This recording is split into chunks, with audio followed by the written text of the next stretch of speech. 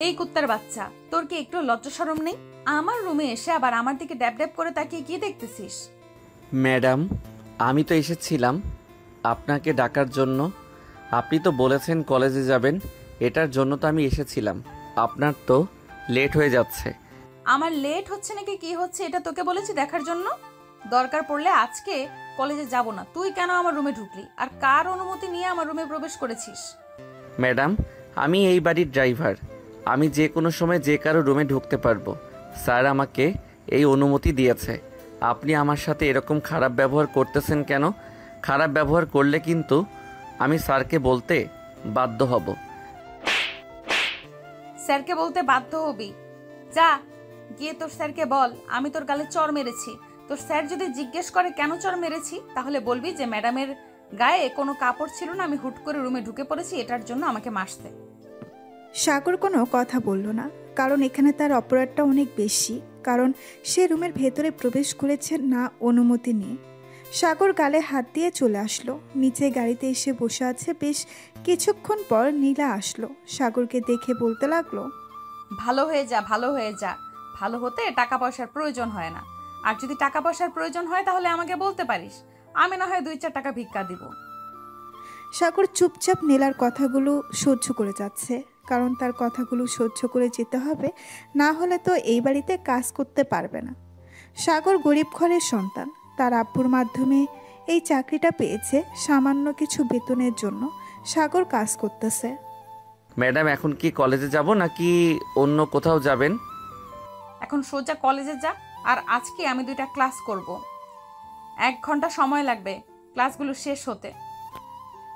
তুই 1 ঘন্টা ওখানে বসে থাকবি। যদি কোথাও গিয়েছিস তাহলে আব্বুর কাছে বিচার দিব, বলবো তুই আমাদের গাড়ি নিয়ে প্রতিদিন মেয়েদেরকে নিয়ে ঘুরোঘুরি করিস। সাগর শুধু মাথা নাড়ালো, আর কোনো কিচ্ছু বলল না। সাগর এখানে কোনো কিছু বললেই তার অপরাধ। নীলা হচ্ছে ধনী পরিবারের একমাত্র মেয়ে, তার কোনো ভাই বোন নেই। তার আব্বু টপ বিজনেসম্যান হওয়ার কারণে নীলার অনেক অহংকার। সাগর ড্রাইভ করতে করতে চলে আসলো কলেজে। নীলাকে নামিয়ে দিয়ে বসে আছে সাগর। এমন সময় তার ফোনটা বেজে উঠল। তাকিয়ে দেখে নীলার আব্বু ফোন দিয়েছে। কলটা রিসিভ করতেই ওপাশ থেকে নীলার আর আব্বু বলতে লাগলো, সাগর, তুমি কোথায় আছো? এখন একটু অফিসে আসো তো, আমাকে নিয়ে গাজীপুর যেতে হবে একটু। আমার ড্রাইভার অসুস্থ, সে আজকে আসতে পারে নাই।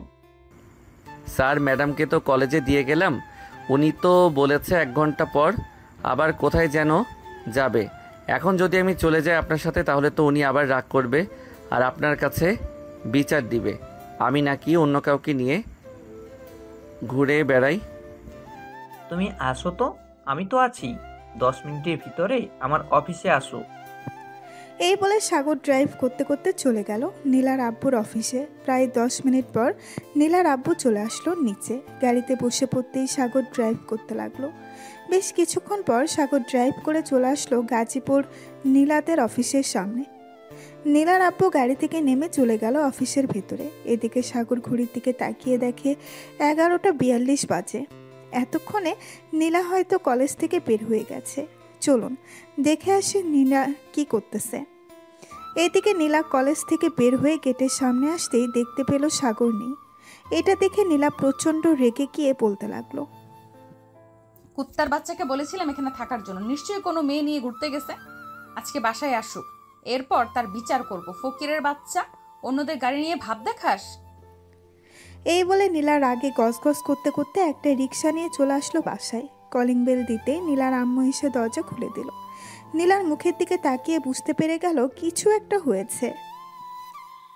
কি রে নীলা, কি হয়েছে? এরকম ভাবে রেগে আছিস কেন? সাগর কিছু বলেছে নাকি তোকে? এই কুত্তার বাচ্চাটা প্রতিদিন মেয়ে নিয়ে ঘুরোঘুরি করে গাড়ি দিয়ে। আজকে আব্বু আসুক, এরপর বিচার দিব আব্বুর কাছে। আর বলবো তাকেই বাড়ি থেকে বের করে দেওয়ার জন্য। ওর মতো ড্রাইভার আমাদের দরকার নেই। তুই শুধু শুধু রাগ করতেছিস। সাগর তো তোর আব্বুকে নিয়ে গাজীপুরে গেছে, তোর কাছে তো ফোন ছিল না, এটার জন্য ফোন দিয়ে বলতে পারে নাই? আমাকে ফোন দিয়েছিল, আমাকে সব কিছু বলেছে। গাজীপুর যেহেতু গিয়েছে, একবার দারোয়ানের কাছে বলে তো যেতে পারতো। না বলেই চলে গেছে, এটার জন্য তো তাকে শাস্তি পেতে হবে। দেখ নীলা, তোর কিন্তু অহংকার অনেক বেড়ে গেছে। আমি কিন্তু তোর আব্বুকে বলতে বাধ্য হব তুই যে প্রতিদিন সাগরের উপর অত্যাচার করিস।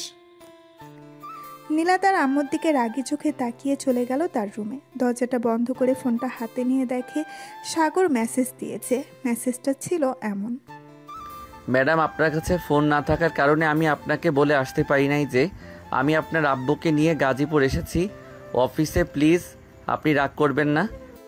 রাগ করবো না আবার? তুই একবার শুধু বাড়িতে আয়, তারপর দেখতে পারবি কি করি তোর অবস্থা। এই বলে নীলা ফোনটা রেখে রেডি হয়ে চলে আসলো নিচে। যেই বাহিরে বের হতে যাবে এমন সময় নীলার আম্মু বলতে লাগলো: নীলা, কোথায় যাইতেছিস এই সময়? জাহান্নামে যাচ্ছি, যাবে নাকি আমার সাথে? এই বলে নীলা বাড়ি থেকে বের হয়ে গেল। এইদিকে নীলার আম্মু নীলার ব্যবহারে অনেক খারাপ লাগলো আর মনে মনে বলতে লাগলো: নীলার আব্বুর জন্য এরকম হয়েছে মেয়েটা। আজকে যদি টাকা পয়সা দিয়ে লাইনা দিত তাহলে মেয়েটা কখনো এরকম হতো না। আল্লাহ জানে এই মেয়ের ভাগ্যে কি আছে। এই বলে নীলার আম্মু দরজাটা লাগিয়ে দিয়ে চলে গেল তার রুমে। এদিকে নীলা চলে আসলো ক্লাবে। এসে দেখে তার সকল বন্ধুরা ড্রিঙ্কস করতেছে। নীলাকে দেখে তার বান্ধবী আখি বলতে লাগলো: কি রে নীলা, কি হয়েছে তোর? এইভাবে রেগে আছিস কেন? বাসায় কি আন্টি কিছু বলেছে তোকে? আরে আম্মু কি বলবে, আম্মু কিছু বলে নাই। ওই ড্রাইভারটা আছে না, তোকে বলেছিলাম না, সে আজকে আমার কথার অবাধ্য হয়েছে। শুধু বাসায় আসুক, এরপর থেকে মজা দেখাবো।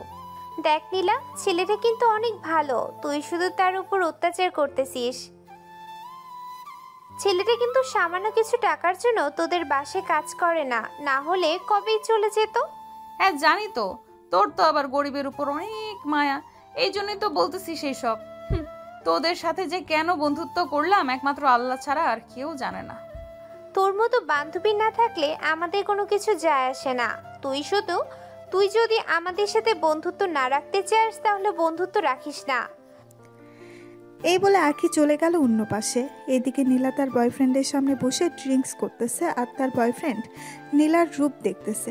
এটা দেখে নীলা বলতে লাগলো: জানেমান, আমার সব কিছুই তো তোমার, তাহলে এভাবে দেখার কি আছে? জান, তোমার সব জিনিস যেহেতু আমার, তাহলে আমাকে দেখতে দাও ভালোভাবে। তুমি তো আমার কাছেই আসো না, তাহলে দেখবো কিভাবে? জানেমান, বিয়ে করো, এরপর যত ইচ্ছে তত দেখো।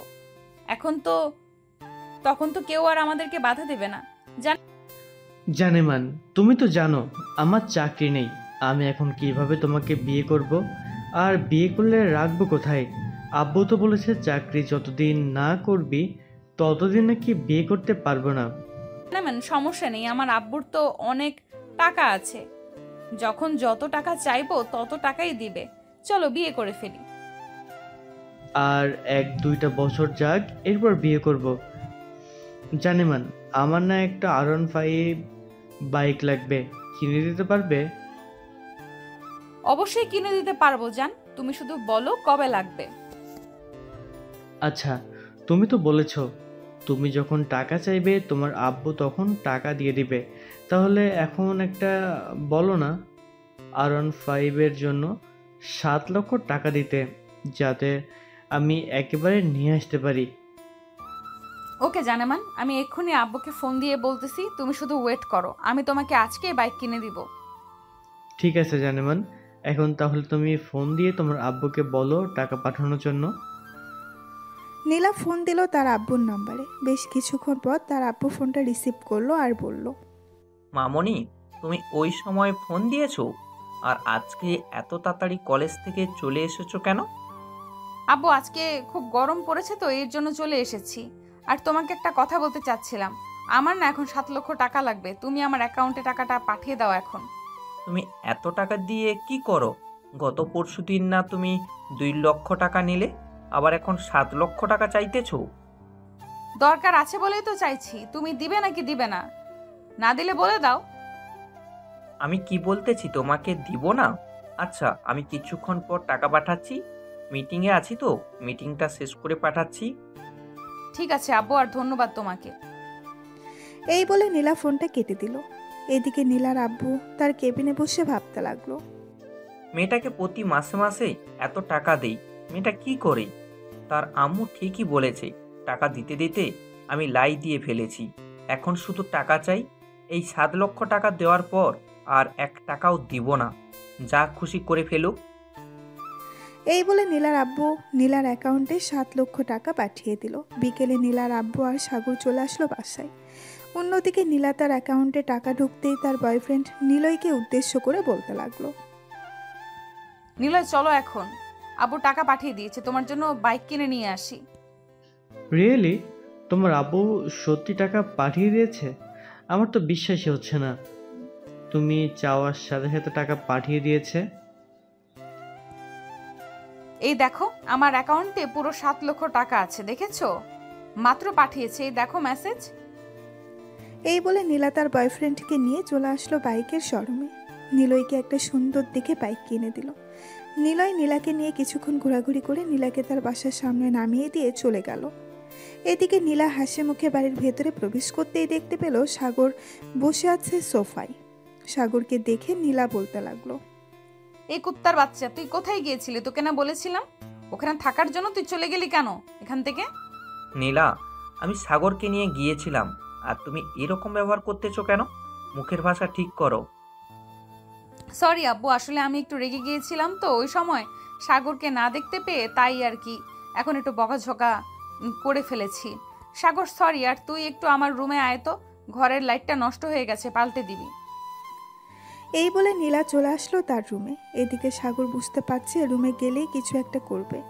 সাগরকে চুপচাপ বসে থাকতে দেখে নীলার আব্বু বলতে লাগলো, সাগর যাও, নীলার রুমের লাইটটা পাল্টে দিয়ে আসো, না হলে আবার চিৎকার চেঁচামেচি করবে। ঠিক আছে স্যার, আমি যাইতেছি এখনই। এই বলে সাগর চলে আসলো নীলার রুমে। এদিকে নীলা বিছানায় বসে বসে ফোন টিপতেছে। সাগর রুমের বাহির থেকে বলতে লাগলো, ম্যাডাম ভিতরে আসতে পারি? হ্যাঁ ভেতরে আয়, আর এইভাবে প্রতিদিন বলে এরপর আমার রুমে ঢুকবি। আমার সামনে সোজা হয়ে দাঁড়া। তোকে কি যেন বলেছিলাম, কোথাও যাবি না, কিন্তু তুই আমার কথার খেলাপ করেছিস। এখন দেখ তোকে কি করি। এই বলে নীলা তার চুলগুলো হিট করতে ওটা দিয়ে সাগরের হাত চেপে ধরেছে। সাগরের হাত 2 মিনিটের মধ্যে পুরো দাগ হয়ে গেছে। এদিকে সাগর চিৎকার করতে পারতেছে না। সাগরের 2 হাতে দাগ বসিয়ে দিল 2টা। সাগরের চোখ দিয়ে পানি পড়তেছে টপ টপ করে, কিন্তু নীলা তো এইসব দেখবে না কখনোই। এখন বুঝতে পারছিস আমার কথার খেলাপ করলে কি হয়? চুপচাপ নিচে চলে যাবি। আর এই দাগগুলো যদি আব্বু আম্মু দেখে তাহলে বলবি গাড়ি পরিষ্কার করতে গিয়ে এরকম হয়েছে। সাগর তার চোখের পানি মুছে চলে আসলো নিচে। নিচে এসে সাগর তার স্যারকে উদ্দেশ্য করে বলতে লাগলো, স্যার আমাকে 100 টাকা দিতে পারবেন? আমার ফোনের রিচার্জ শেষ হয়ে গেছে, তো এটার জন্য রিচার্জ করব। এই নাও, 200 টাকা রিচার্জ করে নিও তুমি। আর যদি টাকা লাগে তাহলে আমাকে বলিও। না স্যার, আর টাকা লাগবে না। 1 তারিখে না হয় আপনি আমার আব্বুর ফোনে টাকা পাঠিয়ে দিবেন। এই বলে সাগর চলে আসলো ওইখান থেকে। নিচে গাড়িটা বের করে দ্রুত ড্রাইভ করে চলে আসলো একটা ফার্মেসিতে। গাড়িটা সাইড করে রেখে সাগর ফার্মেসির সামনে এসে দাঁড়িয়ে বলতে লাগলো, ভাই, পুড়ে যাওয়ার মলম আছে নাকি, যেখানে দিলে তাড়াতাড়ি ভালো হয়ে যাবে? হ্যাঁ ভাই, পুড়ে যাওয়ার তো মলম আছে, কিন্তু কিভাবে পড়েছে এটা এটা তো বললেন না, বললে বুঝবো কি করে? আর যদি পারেন দেখালে খুব ভালো হতো। সাগর তার হাতটা দেখাতেই দোকানদার 2 হাত পিছিয়ে গেল, কারণ খুব বাজেভাবে পুড়ে গেছে চামড়াগুলো। দোকানদার সাগরকে উদ্দেশ্য করে বলতে লাগলো, ভাই আপনার এরকম অবস্থা কি করেছে? দেখে তো মনে হচ্ছে কোনো হিটার দিয়ে আপনার হাতে এরকম অবস্থা করেছে। ভাই আপনি শুধু মলম দেন, আপনাকে এত কিছু বলতে পারবো না। আবার কখন জানি ফোন দিয়ে বসে তাড়াতাড়ি যেতে হবে। দোকানদার একটা মলম দিয়ে দিল। সাগর মলমটা নিয়ে চলে গেল ওইখান থেকে আবার বাসায়। এদিকে নিলয় বাইকের উপর বসে আছে। এমন সময় আঁখিয়ে এসে বলতে লাগলো, কি রে নিলয়, মনে হচ্ছে আজকে বাইকটা কিনে আনলি? নিশ্চয়ই নীলা দিয়েছে, তাই না? নীলা ছাড়া আর কে দিবে বাইক বলতো? সে তো প্রতি মাসে আমাকে কম করে হলো 10 লক্ষ টাকার উপরে দেয়। গত পরশুদিন ও 1 লক্ষ টাকা দিয়েছে। আর আমি আমার গার্লফ্রেন্ডকে নিয়ে ঘুরতে গেছিলাম। নীলা যদি একবার জানতে পারে তাহলে তোর কি হবে বুঝতে পারছিস? নীলা কিন্তু প্রচুর রাগী।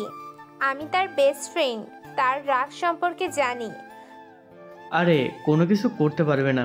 নীলা আমাকে প্রচুর ভালোবাসে, কিন্তু আমি নীলাকে একটু ভালোবাসি না। আমি তো ভালোবাসি নিঝুমকে। যা চালিয়ে যা, একদিন দেখবি তোর কপাল পুড়বে। এই বলে আঁখি ওইখান থেকে চলে গেল। এদিকে সাগর নিচে গাড়িতে বসে আছে। এমন সময় তার ফোনটা বেজে উঠল। তাকিয়ে দেখে তার আব্বু ফোন দিয়েছে। কলটা রিসিভ করতেই ওই পাশ থেকে তার আব্বু বলতে লাগলো, সাগর বাবা কেমন আছিস? এই তো আব্বু, আলহামদুলিল্লাহ ভালো আছি। তোমরা কেমন আছো? আর খাওয়া দাওয়া করেছো? হ্যাঁ, আমরাও অনেক ভালো আছি আর খাওয়া দাওয়া করেছি। তোর বোন জিপিএ 5 পেয়েছে। এখন তো তাকে কলেজে ভর্তি করাতে হবে, অনেক টাকার প্রয়োজন। আব্বু, কয়েকদিন পর তো টাকা পাবো আমি, তখন না হয় ওইখান থেকে সাদিয়াকে কলেজে ভর্তি করিয়ে দিও। আর আমি যদি পারি তাহলে স্যারের কাছ থেকে বলবো নে একটু বেশি করে টাকা দেওয়ার জন্য।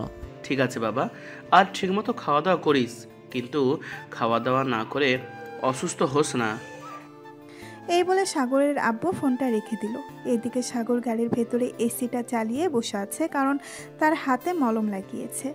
বেশ কিছুক্ষণ পর নীলা আসলো। সাগরকে বসে থাকতে দেখে বলতে লাগলো, এই নে, এই জিনিসগুলো তাড়াতাড়ি বাজার থেকে নিয়ে আসবি। 1 ঘন্টার মধ্যে যেন সকল কিছু পেয়ে যাই, আর সব কিছু নিয়ে আমার রুমে আসবি। ঠিক আছে ম্যাডাম, আপনি আপনার রুমে যান, আমি 1 ঘন্টার মধ্যে সকল কিছু নিয়ে চলে আসবো বাসায়। এই বলে সাগর গাড়িটা বের করে চলে আসলো বাজারে। মেকআপের সকল কিছু জিনিস নিয়ে আবারও চলে আসলো বাসায়। নীলার রুমের সামনে দাঁড়িয়ে বলতে লাগলো, ম্যাডাম ভিতরে আসতে পারি? আপনার সকল জিনিসগুলো নিয়ে এসেছিলাম। হ্যাঁ, ভেতরে আয়, আর জিনিসগুলো টেবিলের উপর রেখে যা। আচ্ছা ম্যাডাম, আর যদি কিছু প্রয়োজন হয় তাহলে আমাকে ফোন দিবেন, আমি নিয়ে আসবো। এই বলে সাগর চলে গেল নিচে। দেখতে দেখতে রাত হয়ে আসলো। সাগর খাওয়া দাওয়া করে বাহিরে এসে লাইটের নিচে বসে বসে 2 হাতে মলম দিতেছে। এমন সময় নীলা ব্যালকনিতে আসলো। সাগরের দিকে চোখ পড়তেই দেখতে পেল জায়গাগুলো অনেক ক্ষত হয়ে পড়ে গেছে। এটা দেখে নীলার গা শিউরে উঠল। নীলা মনে মনে বলতে লাগলো, অহংকারের কারণে আমি এরকম অবস্থা করলাম। ভালোই হয়েছে, আমার কথা না শুনলে এরকম হবে। আর সে মরে গেলে তাতে আমার কি আসে যায়? সে তো আমাদের বাসার চাকর। এই বলে নীলা তার বিছানায় এসে শুয়ে পড়ল। এমন সময় তার ফোনটা বেজে উঠল। তাকিয়ে দেখে সুবর্ণা ফোন দিয়েছে। কলটা রিসিভ করতেই ওই পাশ থেকে সুবর্ণা বলতে লাগলো, কিরে নীলা, কেমন আছিস? আমাদের সাথে তো দেখাই করিস না আজকাল। কলেজে আসিস 2-1টা ক্লাস করে চলে যাস, ঠিক মতো তো কথা বলিস না। আরে এমনিতেই চলে আসি, নিলয়ের সাথে প্রতিদিন ঘুরতে যাই। আজকে নিলয়কে একটা R15 বাইক কিনে দিয়েছি 7 লক্ষ টাকা দিয়ে। আমাকে নিয়ে ঘুরোঘুরি করেছিল 2-3 ঘন্টার মতো। ও আচ্ছা, বাপের টাকা আছে বলে সবাইকে এরকম ভাবে গিফট করবি? যাক, ভালোই করতে থাক, একটা সময় আসবে নিজে বুঝতে পারবি টাকার মূল্য। নীলা সুবর্ণার সাথে আরও কিছুক্ষণ কথা বলে ফোনটা কেটে দিয়ে ঘুমিয়ে গেল। পরের দিন সকাল 7টা। সাগর তাড়াতাড়ি ঘুম থেকে উঠে গাড়িগুলো ধুয়ে মুছে পরিষ্কার করে রেখে দিল। এমন সময় নীলার আব্বু আসলো আর বলতে লাগলো, সাগর, তুমি এক কাজ করো, আজকে যেহেতু আমার ড্রাইভার চলে এসেছে, তুমি না হয় নীলাকে নিয়ে থাকবে। নীলা যেখানে বলবে সেখানেই যাবে। ঠিক আছে স্যার, আপনি যা বলবেন তাই করব। এই বলে নীল আর আব্বু চলে গেল ওইখান থেকে তার অফিসে। এদিকে সাগর বসে আছে। এমন সময় নীলা ফোন দিল আর বলতে লাগলো, সাগর, কালো এক্স করোলা গাড়িটা রাখবি আজকে, আমি ওই গাড়িটা নিয়ে ঘুরতে যাব। ম্যাডাম, ওই গাড়িটা তো আপনার আব্বু নিয়ে গেছে, এখন ওনাকে বললে তো উনি দিবে না। তোকে যেটা বলেছি সেটা কর, আর যদি না আনতে পারিস গাড়িটা তাহলে তোকে চাকরি থেকে বের করে দেব। সাগর ফোনটা কেটে তাড়াতাড়ি করে ফোন দিল আব্বুর কাছে। এদিকে নীলার আব্বু ফোনটা রিসিভ করে বলতে লাগলো, কি হয়েছে সাগর, আবার ফোন দিলে কেন? স্যার, নীলা ম্যাডাম তো আপনার গাড়িটা চাইতেছে, আমি এই সাদা গাড়িটা নিয়ে আসতেছি। আপনি প্লিজ রাস্তা এক সাইডে বলেন ড্রাইভারকে দাঁড়া করাতে। 10 মিনিটের ভিতর আসতে পারবে নাকি? যদি আসতে পারো তাহলে নিয়ে যেতে পারবে গাড়িটা। আমি দাঁড়াচ্ছি রাস্তার এক পাশে। এই বলে সাগরের আব্বু রাস্তার একপাশে ড্রাইভারকে বলল গাড়িটা দাঁড় করানোর জন্য। বেশ কিছুক্ষণ পর সাগর তাড়াতাড়ি করে গাড়িটা নিয়ে এসে কালো গাড়িটা নিয়ে আবার চলে গেল বাড়িতে। গিয়ে দেখে নীলা বাহিরে দাঁড়িয়ে আছে। নীলাকে দেখে সাগরের আত্মা শুকিয়ে গেল। ভালো হয়েছে গাড়িটা নিয়ে এসেছিস, আমি তো এটাই চাইছিলাম। এখন কলেজে চল, আর আজকে যদি তুই কোথাও যাস তোকে কিন্তু আমি মেরে ফেলবো। কালকে শুধু তোর হাত পুড়িয়ে দিয়েছিলাম, আজকে চলে গেলে তোর গলা টিপে মেরে ফেলবো। এই বলে নীলা গাড়িতে উঠে পড়ল। সাগর নীলাকে নিয়ে কলেজের উদ্দেশ্যে রওনা দিল। বেশ কিছুক্ষণ পর নীলাকে নিয়ে চলে আসলো কলেজে। গাড়িটা সাইড করে রেখে দিল সাগর। এদিকে নীলা গাড়ি থেকে নেমে চলে গেল কলেজের ভেতর। এমন সময় আছে সাগরের পাশে দাঁড়াতেই দেখতে পেল সাগরের 2 হাত পুড়ে গেছে। এটা দেখে আখি বলতে লাগলো, কি ব্যাপার, আপনার হাত পড়লো কিভাবে? এমনিতেই গাড়ি পরিষ্কার করতে গিয়েছিলাম, তখন একটু ছ্যাঁকা খেয়েছি, তাই আর কি হাতটা একটু পুড়ে গেছে। আর আপনি কে? আপনি আমাকে এসব জিজ্ঞেস করতেছেন কেন? আমি হচ্ছি নীলার বেস্ট ফ্রেন্ড আখি। আর তোমাকে আমি আগে থেকে চিনি। তুমি নীলার ড্রাইভার। আর এটা কোনো সামান্য ছ্যাঁকা খাওয়ার দাগ না। আমি খুব ভালো করেই বুঝতে পারতেছি এটা হয়তো কোনো হিটারের দাগ। নীলা যে আপনার উপর এভাবে অত্যাচার করে আপনি কাউকে বলেন না কেন? আরে কে বলেছে আপনাকে ম্যাডাম আমার উপর অত্যাচার করে? ম্যাডাম আমার উপর অত্যাচার করে না। ম্যাডাম তো সবসময় আমাকে ভালোবাসে, এটা দেয় ওইটা দেয়। এই দেখেন আমাকে আজকে চকলেট দিয়ে গেছে। গাড়িতে 2টা চকলেট রাখা ছিল। ওই 2টা চকলেট দেখিয়ে বলল কথাটা। আপনি যতই মিথ্যা কথা বলেন না কেন আমার চোখের কাছে আপনি কখনোই মিথ্যা কথা বলতে পারবেন না। আচ্ছা যাই হোক, আমি এখন ক্লাসে যাই। ক্লাস শুরু হয়ে যাবে। আর সাবধানে থাকবেন নীলার কাছ থেকে।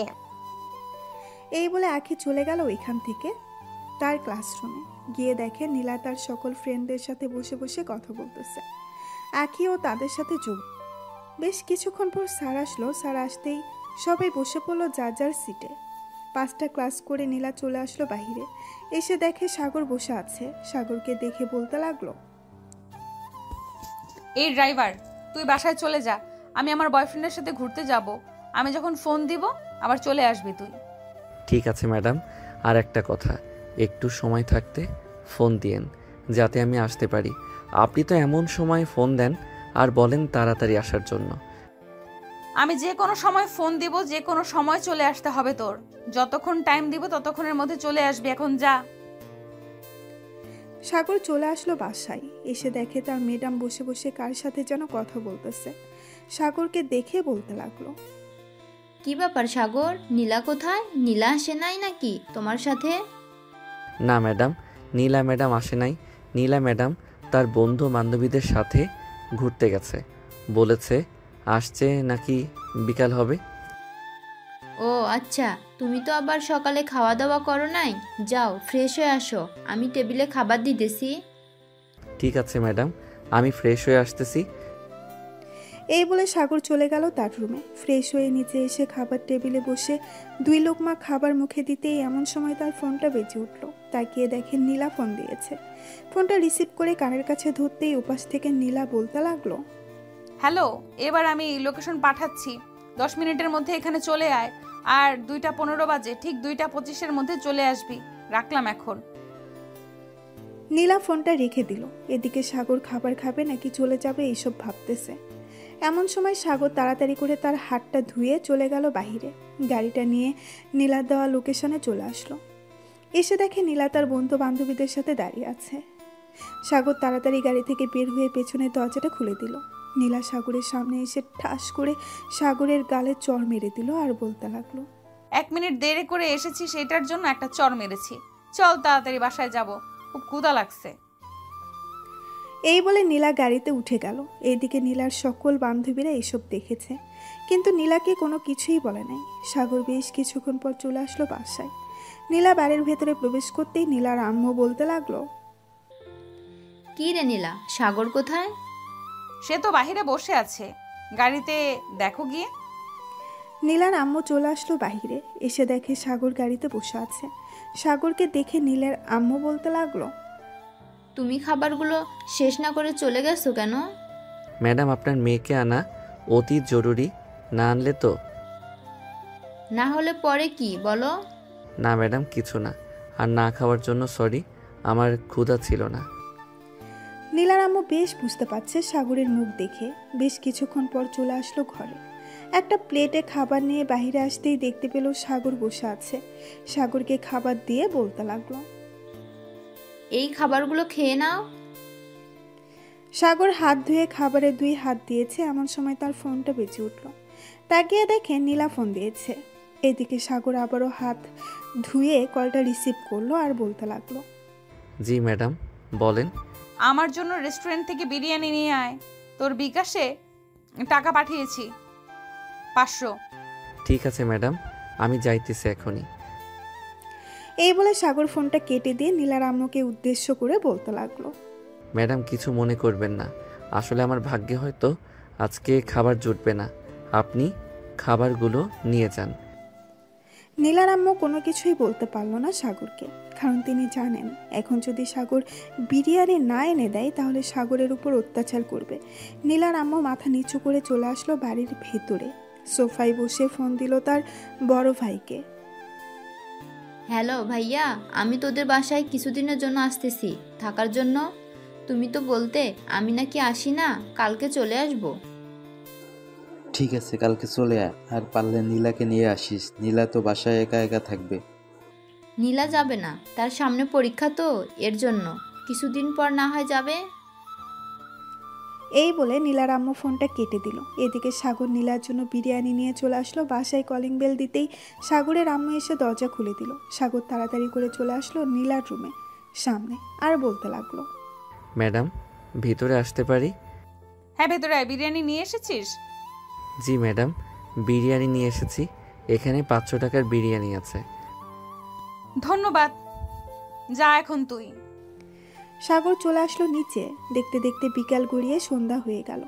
সাগর গোসল করে গাড়িতে বসে আছে, এমন সময় বাড়ির ভেতরে প্রবেশ করলো নীলার আব্বু। সাগরকে গাড়ির ভেতরে বসে থাকতে দেখে বলতে লাগলো, কি ব্যাপার সাগর, তুমি এখানে বসে আছো কেন? বাড়ির ভিতরে যাও, এখানে বসে বসে মশার কামড় খাচ্ছ। স্যার আমি পরে যাব না, খাওয়া দাওয়া করে তো আবার বাইরে এসে থাকতে হবে। এখন চোরের উৎপাত বেড়েছে অনেক, কখন চোর আসে কে জানে। নীলার আব্বু চলে গেল বাড়ির ভেতরে। রাতে খাবার টেবিলে বসে আছে, এমন সময় নীলার আব্বু বলতে লাগলো, নীলার মা, সাগর খাবার খেয়েছে নাকি? না, সাগর এখনো খাবার খায় নাই। তুমি একটু ফোন দিয়ে বলো আসার জন্য। আম্মু সাগর তো পরেও খেতে পারবে, আমরা খাওয়া দাওয়া শেষ করে নেই আগে। নীলা, সাগর পরে খাবে কেন?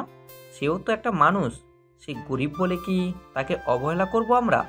সাগর আমাদের সাথে বসে বসে খাবে। এই বলে নীলার আব্বু ফোন দিল সাগরকে। বেশ কিছুক্ষণ পর সাগর বাড়ির ভেতরে এসে দেখে সবাই খাবার খাচ্ছে। নীলার চোখের দিকে তাকাতেই দেখতে পেল নীলা তার চোখ লাল করে তাকিয়ে আছে সাগরের দিকে। সাগরের আর বুঝতে বাকি রইল না নীলা কি বোঝাতে চাচ্ছে। স্যার আপনারা খাবার খেয়ে নেন, আমি না হয় আপনাদের খাবার খাওয়ার পর খাবার খাবো। কেন? আমরা খাবার খাওয়ার পর তুমি খাবার খাবে কেন? আমাদের সাথে এখানে বসো, আমাদের সাথে খাবার খাবে। আরে না স্যার, আমি আপনাদের সাথে খাবার খাবো কি করে? আমার হাতে ময়লা লেগে আছে, আমি পরে খেয়ে নিব। ম্যাডাম আপনি আমার জন্য অল্প কিছু খাবার রেডি করে দেন, আমি না হয় বাইরে খেয়ে নিব। নীলার আম্মু সাগরের দিকে তাকিয়ে দেখে সাগর মাথা নিচু করে দাঁড়িয়ে আছে। নীলার আম্মুর বুঝতে আর বাকি রইল না, নীলা এতক্ষণ তার ইশারায় সব কিছু বলে দিয়েছে। নীলার আম্মু সাগরকে খাবার রেডি করে দিয়ে দিল। এদিকে সাগর চলে আসলো খাবার নিয়ে। বাহিরে খাওয়া দাওয়া করে গাড়ির ভেতরে ঘুমিয়ে গেল।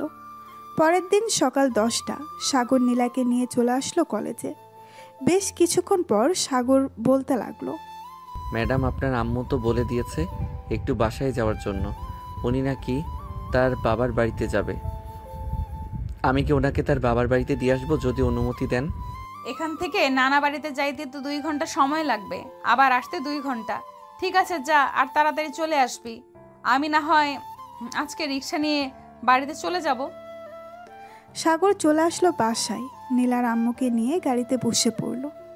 সাগর ড্রাইভিং সিটে বসে ড্রাইভ করতেছে, এমন সময় নীলার আম্মু সাগরকে উদ্দেশ্য করে বলতে লাগলো, আচ্ছা সাগর, তুমি এই কাজটা কেন করতেছো? নীলা যে তোমাকে এভাবে অপমান করে, এভাবে মারধর করে, তুমি কিছু বলতে পারো না? ম্যাডাম আমরা মধ্যবিত্ত, আমরা কি বলবো, আমাদের কোনো কিছুই বলার নেই। হয়তো আমিও অপরাধ করেছি, তাই মাঝে মধ্যে মারে। নীলার আম্মু সাগরের দিকে এক নজরে তাকিয়ে আছে। প্রায় 2 ঘন্টা পর নীলার আম্মুকে নিয়ে চলে আসলো তার বাবার বাড়িতে। নামিয়ে দিয়ে সাগর আবারও রওনা দিল নীলাদের বাসার উদ্দেশ্যে। দীর্ঘ 2 ঘন্টা পর সাগর চলে আসলো বাসায়। এসে দেখে নীলা চলে এসেছে। সাগর মেসেজ করে জানিয়ে দিল সে চলে এসেছে। এদিকে নীলা তার বয়ফ্রেন্ডকে নিয়ে তার রুমে বসে আছে। এমন সময় নীলার বয়ফ্রেন্ড বলতে লাগলো, বেবি, তোমাকে একটু আদর করি প্লিজ, আজকে অন্তত একটু আদর করতে দাও তোমাকে। দেখো নিলয়, আমি তোমাকে আদর করতে দিতে পারবো না। আমি তোমাকে আগেই বলেছি যেদিন বিয়ে করবে ওই দিন আদর করতে দিব তোমাকে। তুমি বুঝতে পারছো না কেন? যদি পেটে বেবি চলে আসে তখন কি করব? বেবিটা কে না হয় আমরা মেরে ফেলবো, এছাড়া আর কি করতে পারবো। এখন প্লিজ একটু আদর করতে দাও, না হলে কিন্তু আমি তোমার সাথে আর কোনো যোগাযোগ রাখবো না। প্লিজ নিলয়, এসব বলো না। তুমি এসব ছাড়া অন্য যা চাইবে আমি তাই দিব। বলো কি চাও তুমি? তাহলে আমাকে আজকে 10 লক্ষ টাকা দাও, আমি আর তোমার কাছে এসব কোনো কিছু চাইবো না। আচ্ছা তুমি এখানে বসো, আমি আব্বুর রুম থেকে টাকা নিয়ে আসতেছি। ঠিক আছে, যাও তাহলে। নীলা চলে আসলো তার আব্বুর রুমে। চাবিটা খুঁজে বের করে ড্রয়ার থেকে 10 লক্ষ টাকা নিয়ে চলে আসলো তার রুমে। নিলয়ের হাতে দিয়ে বলতে লাগলো, এই নাও তোমার 10 লক্ষ টাকা। এখন তুমি বাড়িতে চলে যাও, আব্বু চলে আসবে কিছুক্ষণের মধ্যে। তোমাকে দেখলে পরে সমস্যা হবে। বেবি, বেবি আছে বেবি, আর তোমাকে অনেক অনেক অনেক ধন্যবাদ। এখন তাহলে যাই আমি। ঠিক আছে, যাও তাহলে এখন। নিলয় চলে আসলো নিচে, তার বাইকটা নিয়ে চলে গেল তার বাড়িতে। এদিকে সাগর নিচে বসে সব কিছুই দেখেছে, কে এসেছে আর কে গিয়েছে। বেশ কিছুক্ষণ পর নীলার আব্বু আসলো। নীলার আব্বু এসে দেখে সাগর বাহিরে দাঁড়িয়ে আছে। সাগরকে দেখে বলতে লাগলো, আচ্ছা সাগর, তোমাকে তো বাড়ির ভিতরে রুম দিয়েছি আর বলেছি সেখানে সবসময় থাকবে এবং বিশ্রাম করবে, তাহলে তুমি সেখানে থাকো না কেন? ওইখানে বসে থাকো কেন সব সময়? স্যার, বাড়ি থেকে যদি কিছু চুরি হয়ে যায় তখন তো আপনারা আমাকে অপরাধী বানাবেন। এর জন্য আমি বাড়ির ভিতরে যাই না, বাইরে থাকি। সাগর, এসব বলা কিন্তু একদম ঠিক হয় নাই। আমি তোমাকে খুব ভালো করেই চিনি, তুমি এরকম করার লোক না। যাও রুমে যাও, গিয়ে বিশ্রাম করো। সাগর নীলার আব্বুর সাথে চলে আসলো বাড়ির ভেতরে। সাগর তার রুমে প্রবেশ করতেই নীলার আব্বুর ডাক শুনতে পেল। নীলা, এই নীলা, এইদিকে আই তো। আমার ড্রয়ারের থেকে 10 লক্ষ টাকা নিয়েছে কে? আমি জানবো কি করে আব্বু তোমার ড্রয়ার থেকে 10 লক্ষ টাকা নিয়েছে কে? আমি কি তোমার রুমে এসেছি নাকি? তুই ছাড়া তো এই রুমে ঢোকার সাহস আর কারণ নেই। এমনকি সাগরও বাড়ির ভিতরে প্রবেশ করে না। ও আচ্ছা, তুমি এখন আমাকে চোর দাবি করতেছো তাই না? আমি চুরি করেছি? বাড়িতে তো সাগরও ছিল, তাকে একবার চোর দাবি করতে পারলে না? সাগর, তুই কি আমার রুম থেকে 10 লক্ষ টাকা চুরি করেছিস? নীলার আব্বুর মুখে এরকম কথা শুনে সাগর ভ্যাবাচাকা খেয়ে গেল আর বলতে লাগলো, স্যার, আমি আপনার রুম থেকে টাকা চুরি করতে যাব কেন? আমি আপনার রুম থেকে টাকা চুরি করি নাই। আর আমি তো আজকে বাড়ির ভিতরেই আসি নাই।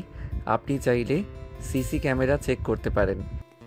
সাগরের মুখে সিসি ক্যামেরাটার কথা শুনে নীলার আব্বু চলে আসলো তার রুমে। কম্পিউটারে দেখতে লাগলো তার রুমে কে এসেছিল। বেশ কিছুক্ষণ দেখার পর নীলার আব্বুর আর বুঝতে বাকি রইল না টাকাটা চুরি করেছে নীলা। নীলার আব্বুর বাহিরে এসে নীলার গালে ঠাস ঠাস করে চড় মারলো আর বলতে লাগলো, তুই চুরি করেছিস টাকা, তুই অন্যজনের নামে বদনাম ছড়াচ্ছিস কেন? এই দেখ, তুই আমার রুম থেকে টাকা চুরি করে নিয়ে এসেছিলি। গত পরশুদিন তোকে আমি 7 লক্ষ টাকা দিলাম, আবার আজকে 10 লক্ষ টাকা তুই নিয়েছিস। এত টাকা নিয়ে কি করিস তুই? এত টাকা নিয়ে যা ইচ্ছা তাই করি, তাতে তোমাদের কি? আর এই টাকা তো তোমরা কবরে নিয়ে যাবে না, এ টাকা তো তুমি আমাকেই দিয়ে যাবে। আমি তোকে দিয়ে যাই বা অন্য কাউকে দিয়ে যাই, তুই আমার রুম থেকে টাকা চুরি করলি কেন?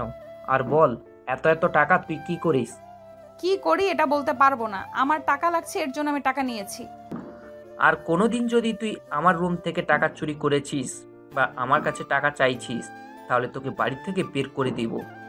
সামান্য কিছু টাকার জন্য তুমি আব্বু আমার সাথে এরকম ব্যবহার করতেছো? তোমার টাকা আর লাগবে না আমার। দেখা যাবে আমার টাকা লাগবে নাকি লাগবে না। আর কোনোদিন দেখি তুই আমার কাছে টাকা চাস কিনা। সাগর, তোমাকে ভুল বোঝার জন্য সরি। সাগর চলে গেল নিচে, গাড়ির ভেতরে বসে আছে। এমন সময় নীলা আসলো। সাগরের সামনে দাঁড়িয়ে ঠাস ঠাস করে সাগরের গালে চড় মেরে দিল আর বলতে লাগলো, তুই স্বীকার করলি না কেন তুই টাকা চুরি করেছিস? তাহলেই তো আব্বু আমাকে মারতো না। ভাবছিলাম তোর উপর আর অত্যাচার করব না, কিন্তু এখন থেকে তোর উপর আরো বেশি অত্যাচার করব। তুই যদি স্বীকার করে নিতি যে টাকাগুলো তুই চুরি করেছিস। ম্যাডাম, আমি যেহেতু টাকা চুরি করি নাই, সো আমি মিথ্যা কথা বলতে যাব কেন? আমি মিথ্যা কথা বলতে পারবো না। আপনি চুরি করেছেন, আপনি এখন ধরা পড়েছেন, আর আমার উপর অত্যাচার করতেছেন। হ্যাঁ, তোর উপর অত্যাচার করতেছি, কারণ তুই যদি আব্বুকে বলতি তুই চুরি করেছিস তাহলে তো আমাকে কিছুই করতো না। রেডি থাকিস, যখন তখন তোর উপর অত্যাচার করব। এই বলে নীলা আবারও চলে গেল বাড়ির ভেতরে। এদিকে সাগর গাড়ির ভেতরে বসে বসে ভাবতেছে এই চাকরি ছেড়ে দিবে না কি করবে। চাকরি ছেড়ে দিলে তো আব্বু আম্মু এবং আমার বোনের পড়ালেখা পুরো মাটি হয়ে যাবে। আমি তাদের চালাবো কিভাবে? না, এই চাকরি ছাড়তে পারবো না। যতই অত্যাচার করুক না কেন, আমি থাকবো এখানে। এইসব ভাবতেছে সাগর। এমন সময় নীলার আব্বু ফোন দিল। সাগর কলটা রিসিভ করতেই ওপাশ থেকে নীলার আব্বু বলতে লাগলো, সাগর, তুমি একটু আমার রুমে আসো তো, একটা জরুরি কাজ আছে। জি স্যার, আসতেছি। এই বলে সাগর চলে গেল নীলার আব্বুর রুমে। গিয়ে দেখে নীলার আব্বু বড় বড় 5টা ব্যাগ রেডি করে রেখেছে। সবগুলো ব্যাগের ভেতরে টাকা রাখা আছে। এটা দেখে সাগর বলতে লাগলো, স্যার আমাকে ডেকেছিলেন, আর সবগুলো ব্যাগের ভিতর এভাবে টাকা ভরে রেখেছেন কেন? সবগুলো টাকা ব্যাংকে জমা করে আসবো, এটার জন্য সবগুলো ব্যাগে ভরে রেখেছি। চলো সবগুলো লাগেজ নিয়ে। ঠিক আছে স্যার, চলেন। 5টা ব্যাগ নিয়ে চলে আসলো গাড়িতে। সবগুলো ব্যাগ রেখে সাগর ড্রাইভিং সিটে বসে পড়ল। পেছনে বসে আছে নীলার আব্বু। সাগরকে উদ্দেশ্য করে বলতে লাগলো, সাগর, আমি জানি নীলা তোমার উপর অনেক অত্যাচার করে। কি বলবো বলো, আমার একমাত্র মেয়ে, তাকে তো কিছু বলতে পারি না। কিছু বললেই দেখো না বাড়ি ভাঙচুর করে। স্যার কিছু বলার প্রয়োজন নেই, ম্যাডাম দেখবেন এমনিতেই ঠিক হয়ে যাবে কিছুদিন পর। আর ওই ছেলেটাকে আমি চিনি না, এতগুলো টাকা দিয়ে দিল ওই ছেলেটাকে। আমি খোঁজ লাগাচ্ছি, দেখি ওই ছেলেটাকে আর আমার মেয়ের কাছ থেকে এতগুলো টাকা নিয়ে গেল কেন। সাগর আর নীলার আব্বুর কথা বলতে বলতে চলে আসলো ব্যাংকে। টাকাগুলো রেখে দুইজন চলে আসলো আবার বাসায়। এদিকে নীলা নিলয়কে ফোন দিয়ে নিলয় ফোনটা রিসিভ করে বলতে লাগলো, হ্যালো বেবি, বলো। নিলয়, আমি তোমাকে বিয়ে করব, এবং আজকে আব্বু আমাকে অনেক মারধর করেছে। তোমাকে টাকা দিয়েছি বলে তুমি প্লিজ আমাকে বিয়ে করো। জান প্লিজ, আর কয়েকটা দিন যাক, এরপর না হয় তোমাকে বিয়ে করব। প্লিজ আর কয়েকটা দিন একটু অপেক্ষা করো। আমি তোমার কাছ থেকে টাকা নিয়ে একটা বিজনেস শুরু করতেছি, এটার জন্য আর কিছুদিন সময় চাইতেছি। ঠিক আছে, আমি তোমাকে 2 মাস সময় দিলাম। এই 2 মাসের ভেতরে আমাকে নিয়ে যাবে তুমি। ফোন রাখলাম তাহলে এখন। ঠিক আছে, ফোন রাখো তাহলে। এদিকে নিলয় মনে মনে বলতে লাগলো, তোকে বিয়ে করব, তাও আবার আমি? তোর মতো দজ্জাল মেয়েকে আমি বিয়ে করতে পারবো না।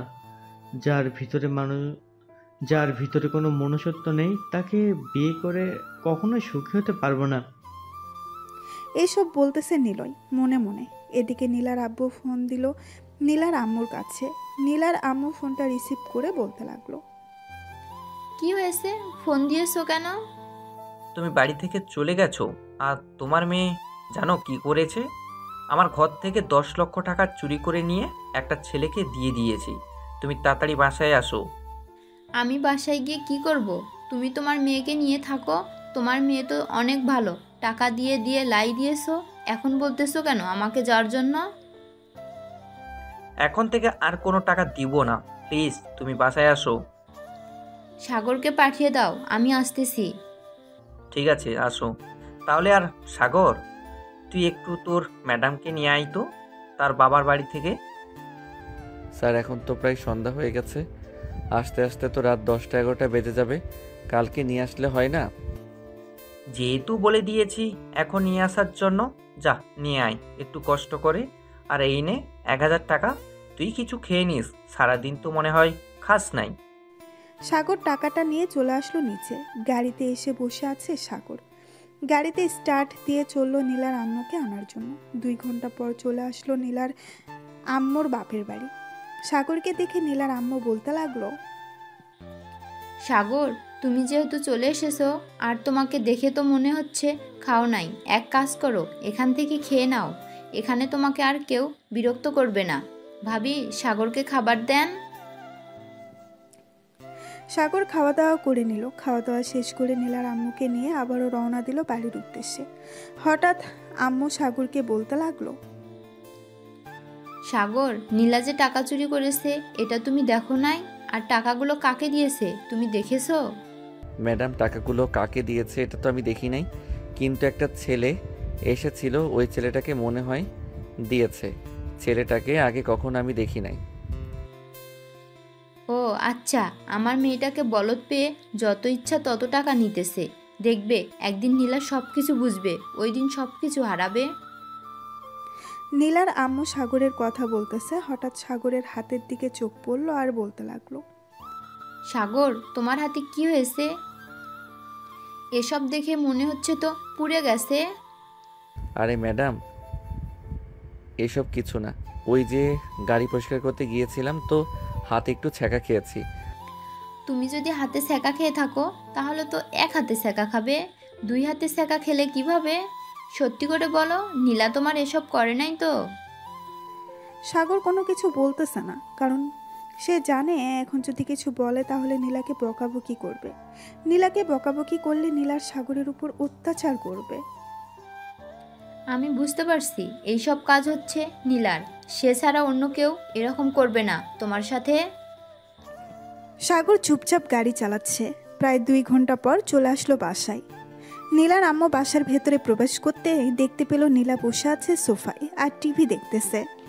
নীলাকে কিছু না বলে সোজা চলে গেল রুমে। দেখতে দেখতে রাতে 1টা বেজে গেল। সাগর খাওয়া দাওয়া করে চলে আসলো বাহিরে। আকাশের দিকে তাকিয়ে বলতে লাগলো, আমার ভাগ্যটা বুঝি এরকমভাবেই লেখা হয়েছে। এটার জন্য সবসময় আমাকে মানুষ অত্যাচার করে, ভালোভাবে থাকতে দেয় না। এইসব বলতেছে গাড়ির সাথে হেলান দিয়ে। বেশ কিছুক্ষণ পর সাগর গাড়ির ভেতরে এসিটা চালিয়ে ঘুমিয়ে গেল। পরের দিন সকাল 6টা। সাগর তাড়াতাড়ি ঘুম থেকে উঠে সকল কিছু পরিষ্কার করে বসে আছে, এমন সময় নীলার আম্মু ফোন দিল। সাগর ফোনটা রিসিভ করে বলতে লাগলো, হ্যালো সাগর, তুমি একটু আমার রুমে আসো তো। জি ম্যাডাম, আসতেছি।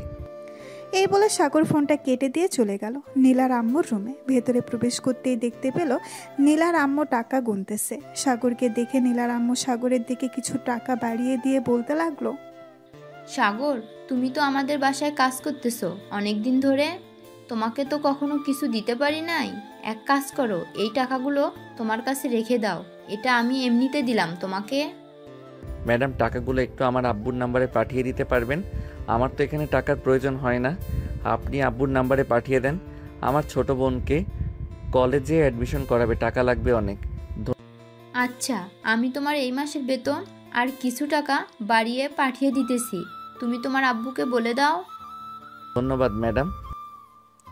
সাগর চলে আসলো নিচে। এমন সময় নীলা ফোন দিল আর বলতে লাগলো, তাড়াতাড়ি গাড়ি রেডি কর, আমি কলেজে যাব।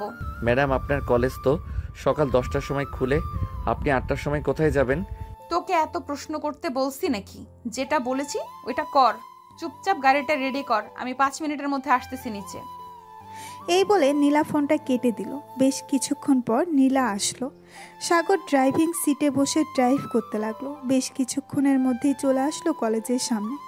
নীলা গাড়ি থেকে নেমে বলতে লাগলো, তুই বাড়িতে চলে যা, আর আমি যে সময় ফোন দিব ওই সময় তুই চলে আসবি। ঠিক আছে ম্যাডাম, আপনি যে সময় ফোন দিবেন আমি ওই সময় চলে আসব। এই বলে গাড়িটা ঘুরিয়ে চলে আসলো বাসায়। খাওয়া দাওয়া করে বসে আছে সাগর। চলুন দেখে আসি নীলা কি করতেছে। নীলা তার বয়ফ্রেন্ডের সাথে বসে কফি খাচ্ছে আর বলতেছে, নীলা, তুমি আমাকে বিয়ে করবে তো? হ্যাঁ জান, আমি তো তোমাকে বিয়ে করব, এটার জন্যই তো সব কিছু রেডি করতেছি। তুমি আমাকে 10 লক্ষ টাকা দিয়েছো, এই 10 লক্ষ টাকা দিয়ে আমি ছোটোখাটো একটা বিজনেস শুরু করেছি। ও আচ্ছা, তাহলে আমাকে নিয়ে চলো, আমিও দেখবো তুমি কি বিজনেস শুরু করেছো। ইয়ে না, মানে এখন যাওয়া যাবে না, কারণ এখন তো পুরোপুরি ঠিক করা হয় নাই। যে সময় পুরোপুরি ঠিক করা হবে ওই সময় আমি তোমাকে নিয়ে যাব। তোমার কথার মধ্যে কেমন যেন সন্দেহ সন্দেহ লাগতেছে। তুমি সত্যি আমাকে বিয়ে করবে তো, নাকি আমার টাকার জন্য এরকম করেছো আমার সাথে? এই তো আজকে বুঝতে পেরে গেছিস, আর বলতে হয় নাই। আমি তো টাকার জন্য এতদিন তোর সাথে রিলেশন করেছি। তোর মতো মেয়েকে বিয়ে তো দূরের কথা, এক রাত কাটাতেও পারবো না তোর সাথে। মানে নিলয়, তুমি এসব কি বলতেছো? তুমি আমার টাকার জন্য আমার সাথে এরকম করেছো? হ্যাঁ, আমি তোর টাকার জন্য এমন করেছি। তুই যেখানে নিজের বাড়ির ড্রাইভারকে এরকমভাবে মারতে পারিস, বিয়ের পর আমাকে কিভাবে মারতে পারবি এটা আমি ভালোভাবেই বুঝতে পারছি। তোর টাকার অনেক অহংকার, তাই না? আর তুই তো ড্রাইভারকে মেরেছিস। সে চাইলে কিন্তু অন্য জায়গায় চাকরি করতে পারতো। সামান্য কিছু টাকার জন্য তোর বাসায় কাজ করেছে, আর তুই প্রতিনিয়ত ছেলেটার উপর অত্যাচার করেছিস। মানুষের তো একটা বিবেক আছে, কিন্তু তোর সেই বিবেকটা নেই। ভালো থাকিস, আর কোনোদিন আমাকে ফোন দিস না। ফোন দিলে ফোন তো রিসিভ করব না। এই বলে নিলয় কফি শপ থেকে চলে গেল বাহিরে। এইদিকে নীলা চুপচাপ বসে বসে ভাবতেছে। এমন সময় আঁখি এসে নীলার পাশে বসে বলতে লাগলো,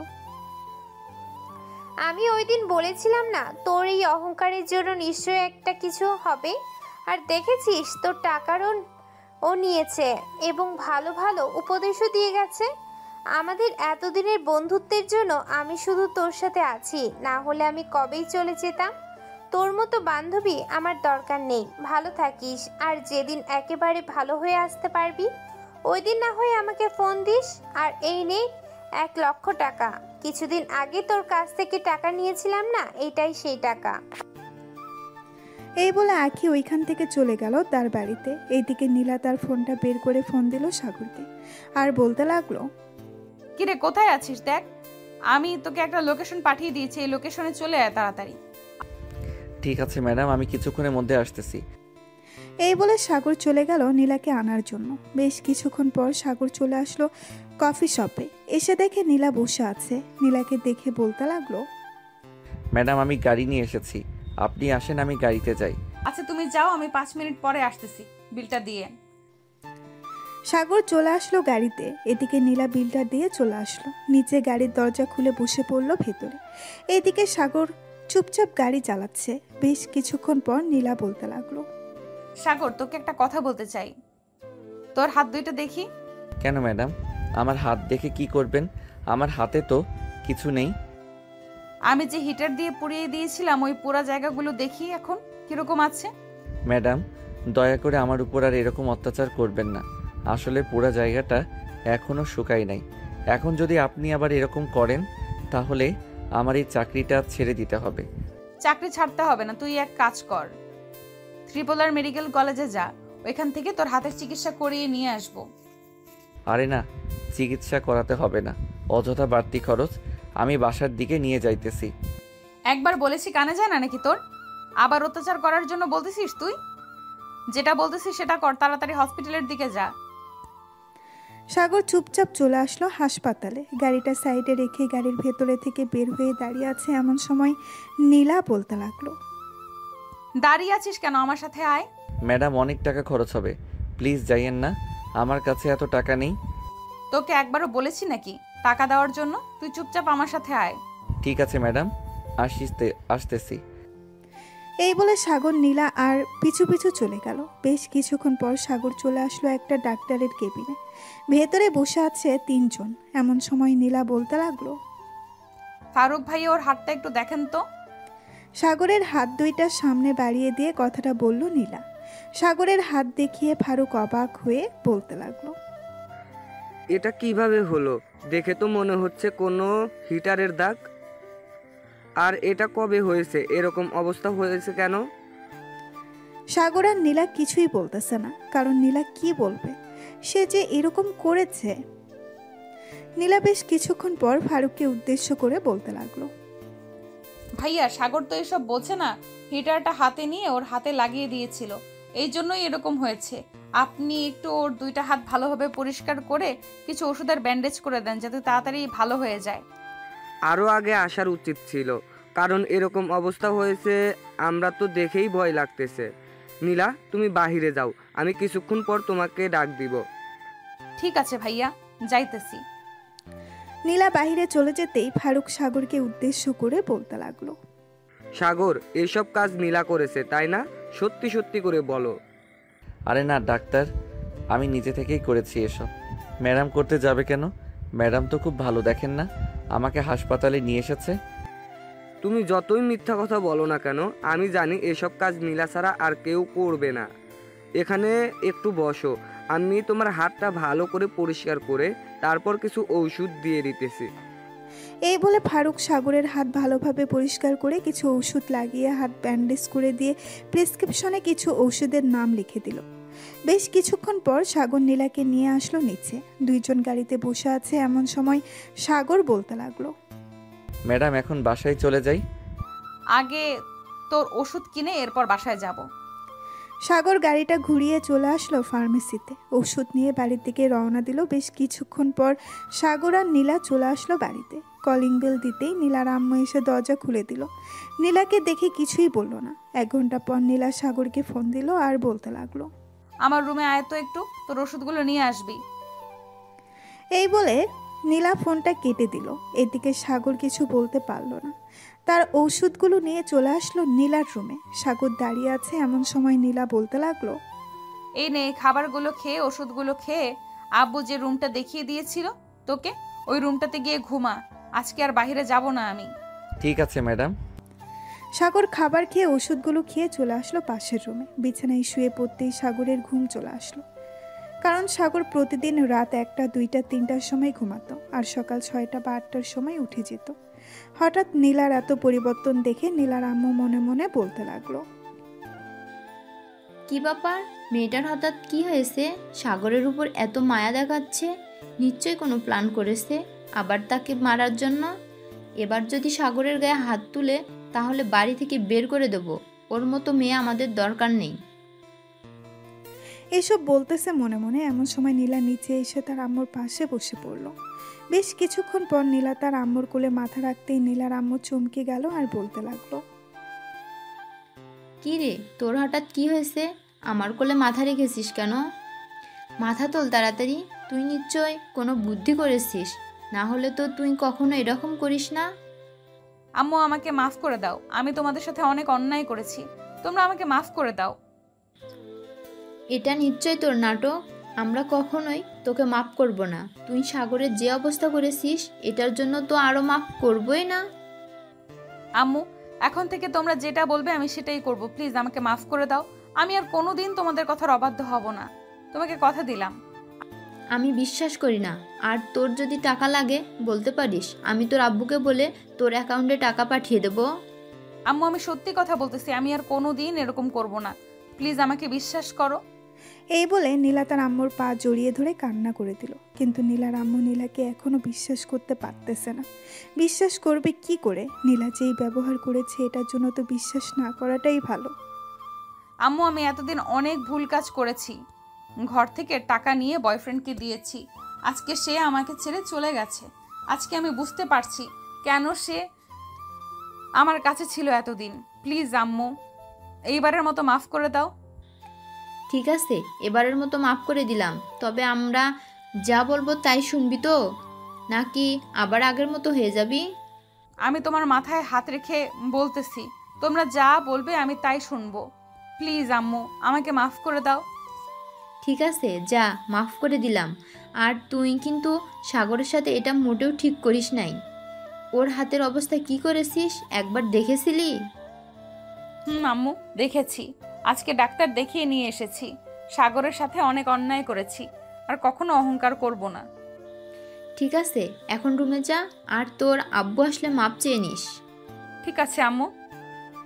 এই বলে নীলা চলে আসলো তার রুমে। বেশ কিছুক্ষণ বসে থাকার পর সাগরের রুমের সামনে এসে দেখে সাগর নিচে শুয়ে আছে। সাগরকে নিচে শুয়ে থাকতে দেখে নীলা ডাকতে লাগলো, এই সাগর, সাগর। সাগর লাফ দিয়ে ঘুম থেকে উঠে বসে পড়লো আর বলতে লাগলো, জি ম্যাডাম বলেন, কোথাও যাবেন নাকি? না, কোথাও যাব না। তুমি বিছানা ছেড়ে এইখানে এসে শুয়ে আছো কেন? যাও বিছানায় গিয়ে ঘুমাও। ম্যাডাম এত নরম বিছানায় ঘুমাতে পারি না, এটার জন্য নিচে ঘুমিয়েছি। ঘুমাতে পারবে, তুমি উপরে গিয়ে ঘুমাও, আর যেন না দেখি নিচে ঘুমাতে। এই বলে নীলা চলে গেল তার রুমে। এদিকে সাগর বিছানায় শুয়ে পড়ল। আবার বেশ কিছুক্ষণের মধ্যে সাগর ঘুমিয়ে গেল। দেখতে দেখতে বিকাল হয়ে গেল। বিকালে নীলার আব্বু বাসায় আসতে নীলার আম্মু বলতে লাগলো, জানো নীলার আব্বু, নীলা এখন ভালো হয়ে গেছে, এখন আর কারোর সাথে খারাপ ব্যবহার করে না। কে বলেছে ভালো হয়েছে? হয়তো টাকা শেষ, তাই এই রকম বাহানা করতেছে। আমার ঘরে গিয়ে দেখো 10 লক্ষ টাকা আছে, ওইটা নিয়ে দিয়ে দাও, তাহলেই তার আগের রূপ দেখতে পারবে। আমি সত্যি কথা বলতেছি, নীলা ভালো হয়ে গেছে। তাকে আমি টাকা দেওয়ার চেষ্টা করেছিলাম, কিন্তু সে টাকা নেয় নাই। রাতে দেখো তোমার কাছে মাপ চাইবে নীলা। ঠিক আছে, দেখা যাবে রাতে মাপ চাই কি মাপ চাই না। এই বলে নীলার আব্বু চলে গেল ওইখান থেকে রুমে। ফ্রেশ হয়ে খাওয়া দাওয়া করে বসে আছে রাতে সোফায়। এমন সময় নীলা এসে তার আব্বুর পা জড়িয়ে ধরে কান্না করতে লাগলো আর বলতে লাগলো, আব্বু আমাকে মাফ করে দাও, আমি আমার এতদিন যা করেছি সব ভুল করেছি, প্লিজ এবার মাফ করে দাও। দেখ নীলা, বাহানা করিস না, তুই অনেক বাহানা করতে পারিস, আমি জানি তোর টাকার প্রয়োজন, তাই এইসব বলতেছিস। আমার রুমে দেখ, গিয়ে টাকা রাখা আছে, নিয়ে যা। আব্বু আমি সত্যি কথা বলতেছি, আমি আর এমন করব না, প্লিজ আমাকে মাফ করে দাও, আমি তোমার দুইটা পায়ে পড়তেছি। আমি বিশ্বাস করব কি করি? তুই ভালো হয়ে গেছিস, তোকে তো আমি একটু বিশ্বাস করি না। একবার বিশ্বাস করে দেখো, যা বলবে আমি তাই করতে রাজি আছি। আমি যদি বলি তোকে এখন একটা গরিব ছেলের সাথে বিয়ে দিব, বিয়ে করবি? ছেলে যদি ভালো হয় আমি বিয়ে করব, প্লিজ আমাকে মাফ করে দাও আব্বু। ঠিক আছে, এবারের মতো মাফ করে দিলাম। আর শোন, আমি খুব শীঘ্রই একটা গরিব ছেলের সাথে তোর বিয়ে দিব। ঠিক আছে আব্বু, তোমার যেটা ভালো মনে হয় ওটাই করো। এই বলে নীলা চলে গেল তার রুমে। এদিকে নীলার আব্বু তো বেশ অবাক, একদিনে এত পরিবর্তন কিভাবে হলো। এদিকে সাগর বাড়ির ছাদে দাঁড়িয়ে দাঁড়িয়ে তার বোনের সাথে কথা বলতেছে। কলেজে ভর্তি করিয়ে দিয়েছি, এখন ভালোভাবে লেখাপড়া করবি। তুই বলেছিস ডাক্তার হবি, ইনশাল্লাহ তোকে ডাক্তার বানাবো, যতই টাকা লাগুক না কেন। ধন্যবাদ ভাইয়া। আর তুমি তো অনেক দিন হয়েছে গেছো, একবার বাসায় আসবে, তোমাকে দেখি না অনেক দিন হলো। আচ্ছা দেখি কালকে যাইতে পারি নাকি, যদি যাইতে পারি তাহলে ফোন দিয়ে জানিয়ে দিব। রাখলাম, এখন ঘুমিয়ে থাক তুই। এই বলে সাগর ফোনটা কেটে দিয়ে যেই পেছন ফিরতে যাবে, এমন সময় ভয় পেয়ে গেল, কারণ পেছনে দাঁড়িয়েছিল নীলা, আবার সাদা ড্রেস পরে। নীলাকে দেখে সাগর বলতে লাগলো, ম্যাডাম আপনি এইখানে কিছু বলবেন নাকি? গার্লফ্রেন্ডের সাথে কথা বলছিলে নাকি এতক্ষণ? আরে না ম্যাডাম, আমার ছোট বোন ফোন দিয়েছিল, অনেক দিন হয়েছে তো বাসায় যাই না, বলতেছে বাসায় যাওয়ার জন্য। ও আচ্ছা, কালকে না হয় বাড়ি থেকে ঘুরে আয়, আমি কালকে কোথাও যাব না, বাসায় থাকবো। ঠিক আছে ম্যাডাম, আমি না হয় স্যারকে বলে আসি, যদি স্যার কোথায় যায়। এই বলে সাগর চলে আসলো নিচে। এসে দেখে তার স্যার বসে বসে টিভি দেখতেছে। তার স্যারকে দেখে বলতে লাগলো, স্যার কালকে আমি বাসায় যেতে চাইছিলাম একটু, কালকে কি ছুটি দেওয়া যাবে আমাকে? নীলা তো কলেজে যায়, সাগর কালকে কিভাবে যাবে? শুক্রবারে না হয় বাড়িতে যাইও। স্যার ম্যাডাম বলেছে যে কালকে নাকি কোথাও যাবে না, বাড়িতে থাকবে, এটার জন্য আমি বলেছিলাম যে কালকে যাওয়ার জন্য। ঠিক আছে, যেহেতু কালকে নীলা কোথাও যাবে না, সো তুমি বাসায় যাইও গাড়িটা নিয়ে। আর এই নাও 10,000 টাকা, এটা তোমার ছোট বোনকে দিয়ে আইসো। ধন্যবাদ স্যার। এই বলে সাগর চলে গেল তার রুমে। এদিকে নীলার আব্বু নীলার আম্মুকে উদ্দেশ্য করে বলতে লাগলো, নীলার আম্মু, আমি চাইছিলাম কি সাগরের সাথে যদি নীলার বিয়েটা দিয়ে দিই, তাহলে নীলা অনেক সুখে থাকবে। সাগর ছেলেটা তো খুব ভালো। আমিও ভাবছিলাম তোমাকে বলবো, কিন্তু আর বলা হয়ে ওঠে নাই। তুমি এক কাজ করো, কাউকে না জানিয়ে সাগরদের বাসায় গিয়ে বিয়ের কথা বলে আসো। এটাই করতে হবে, কিন্তু নীলা কি মানবে সাগরকে? সে যদি আবার আগের মতো হয়ে যায়, তখন তো সাগরকে মেরেই ফেলবে। আশা করি নীলা আর আগের মতো হবে না। সাগর তার রুমে এসে তার বোনকে ফোন দিয়ে বলে দিল কালকে সে আসবে। দেখতে দেখতে রাত পার হয়ে সকাল হয়ে গেছে। সাগর রেডি হয়ে নিচে এসে দেখে নীলা এবং নীলার আম্মু বসে আছে। তাদের দুজনকে দেখে বলতে লাগলো, ম্যাডাম আমি তাহলে যাই এখন, আর যদি প্রয়োজন হয় ফোন দিয়ে আমি চলে আসবো। আমিও যাব তোমার সাথে সাগর, আমাকে নিয়ে যাবে তোমার সাথে? ম্যাডাম, আপনি আমাদের বাড়িতে যাবেন? আমাদের বাড়ি তো ভাঙাচোরা। আমাদের বাড়িতে গেলে কোথায় বসতে দিব আপনাকে? তোমার ভাঙাচোরা বাড়িতে গিয়েই বসবো। চলো এখন। সাগর নীলাকে নিয়ে চলে আসলো নিচে। গাড়িতে উঠে পড়লো দুইজন। সাগর ড্রাইভ করতেছে আর নীলা এক নজরে তাকিয়ে আছে সাগরের দিকে। হঠাৎ নীলা বলে উঠল, সাগর, তুমি কি কোনোদিন প্রেম করো নাই? মানে রিলেশন করো নাই কারোর সাথে? না ম্যাডাম, রিলেশন করি নাই আর করার ইচ্ছাও নাই। এই বলে সাগর আবার চুপ হয়ে গেল। প্রায় 3 ঘন্টা পর সাগর চলে আসলো তাদের বাসায়। গাড়ি থেকে নেমে নীলাকে নিয়ে বাড়ির ভেতর প্রবেশ করতেই সাগরের বোন এসে সাগরকে জড়িয়ে ধরলো আর বলতে লাগলো, ভাইয়া কেমন আছো? আলহামদুলিল্লাহ ভালো আছি। তুই ম্যাডামকে নিয়ে তোর রুমে যা আর পাখাটা ছেড়ে দে। আপনি আসুন আমার সাথে। নীলা চলে গেল সাগরের বোনের সাথে। এদিকে সাগর রান্নাঘরে এসে দেখে তার আম্মু রান্না করতেছে। রান্না শেষ হতেই সাগর আর নীলা খাওয়া দাওয়া করে নিল। খাওয়া দাওয়া শেষ হতেই বিকেলের দিকে দুজন বের হয়ে গেল আবারও নীলাদের বাড়িতে যাওয়ার উদ্দেশ্যে। সাগর নীলাকে নিয়ে চলে আসলো বাসায়। দেখতে দেখতে কেটে গেল 7টি দিন। রাতে খাওয়া দাওয়া করতেছে এমন সময় নীলার আব্বু বলতে লাগলো, নীলা, তোর বিয়ে ঠিক করেছি। 1 মাস পর তোর বিয়ে। স্যার, ম্যাডামকে বিয়ে দিয়ে দিলে কি আমাকে আর চাকরিতে রাখবেন না? রাখবো। তুমি আমার অফিসে চাকরি করবে নীলার বিয়ে হয়ে গেলে। ঠিক আছে স্যার। নীলা কোনো কথা বলতেছে না। এদিকে সাগর খাওয়া দাওয়া শেষ করে চলে আসলো রুমে। এমন সময় নীলা তার আব্বু আম্মুকে উদ্দেশ্য করে বলতে লাগলো, আব্বু আম্মু, তোমাদের সাথে কথা ছিল। আমি সাগরকে বিয়ে করতে চাই। তোমরা যার সাথে বিয়ে ঠিক করেছো তার সাথে আমার বিয়ে ভেঙে দাও। আমি সাগরকে বিয়ে করব। আমি যাকে একবার কথা দিয়ে ফেলি সেই কথা ফিরিয়ে নিই না। তুই ভালো করেই জানিস আমি যার সাথে ঠিক করেছি তার সাথেই বিয়ে হবে তোর। কোনো কথা বলবি না, চুপচাপ বিয়ে করে নিবি। নীলা কিছু না বলে চলে গেল রুমে। এদিকে নীলার আম্মু নীলাকে উদ্দেশ্য করে বলতে লাগলো, মেয়েটাকে বলে দিলেই তো পারতে যে সাগরের সাথে তার বিয়ে ঠিক করেছো। আমি দেখতে চাই নীলা ভালো হয়েছে নাকি আগের মতোই রয়েছে। এটার জন্যই তো এইসব বলেছি। তাই বলে মেয়েটাকে কাঁদাবে? নীলার আব্বু চলে আসলো রুমে। এদিকে সাগর ঘুমিয়ে পড়ল। পরের দিন সকালে ঘুম ভেঙে গেল সাগরের। তাড়াতাড়ি উঠে ফ্রেশ হয়ে চলে আসলো নিচে। গাড়িগুলো পরিষ্কার করে রেখে আবার চলে আসলো রুমে। এসে দেখে নীলা বসে আছে। নীলাকে দেখে সাগর বলতে লাগলো, ম্যাডাম কলেজে যাবেন না নাকি? কলেজে যাব, তার আগে তোর সাথে কথা আছে। আমি তোকে বিয়ে করতে চাই। ম্যাডাম কি আবল তাবল বলতেছেন? আমি আপনাকে বিয়ে করতে পারবো না। আপনি আমার মালিক, আমি কিভাবে বিয়ে করব? বিয়ে করবি না আমাকে? না, বিয়ে করব না। এই বলে সাগর চলে গেল ওয়াশরুমে। এদিকে নীলা তার রুমে এসে চুপচাপ বসে আছে। সকাল 10টা বাজতেই সাগর নীলাকে নিয়ে চলে আসলো কলেজে। দেখতে দেখতে কেটে গেল 1টি মাস। আজকে নীলা আর সাগরের বিয়ে, কিন্তু কেউই জানে না দুইজন রেডি হয়ে বসে আছে 2 বাড়িতে। এমন সময় কাজী আসলো। হাসানপুর নিবাসী মজনু মিয়ারের ছেলে তানভীর ইসলাম সাগরকে 1,01,000 টাকা মোহর ধার্য করিয়া হয়েছে। মা, আপনি যদি রাজি থাকেন তাহলে বলেন কবুল। নীলা বেশ কিছুক্ষণ চুপ থেকে 3 বার কবুল বলল। কবুল, কবুল, কবুল। কাজী সাহেব চলে আসলো সাগরদের বাসায়। সাগরও 3 বার কবুল বলল, কিন্তু সাগর নিজেও জানে না কার সাথে বিয়ে হচ্ছে তার। দেখতে দেখতে রাত 12টা বেজে গেল।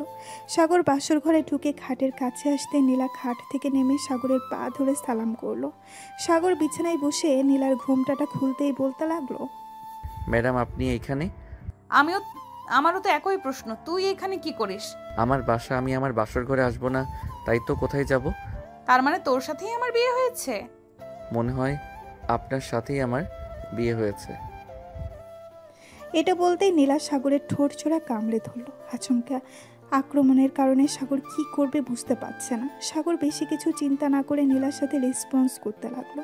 তারা দুইজন রোমান্স শুরু করুক, আমরা এখন বিদায় নিই। সবাই সবার বাসায় চলে যান, সিনেমা শেষ হয়ে গেছে।